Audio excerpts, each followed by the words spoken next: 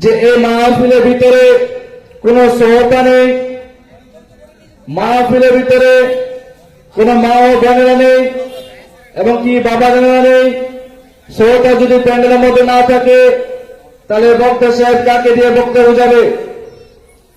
আপনারা যত শীঘ্র পারেন বাড়িতে বসে গল্প গুজব না করে খাওয়া দাওয়া সেরে মাহফিলে এসে উপস্থিত হন। কেননা এই মাহফিলটি কারো জীবনের শেষ জীবন হতে পারে, কিংবা কারো জীবনের সামনে বসে আসতে পারে কিংবা না আসতে পারে। 6টা 14 বাজলো কিন্তু মাহফিল খালি। অনুরোধ করে বলছি মা বোনদেরকে যে আপনারা গল্প গুজব বাড়ির মধ্যে না করে এই প্যান্ডেলে এসে উপস্থিত হন।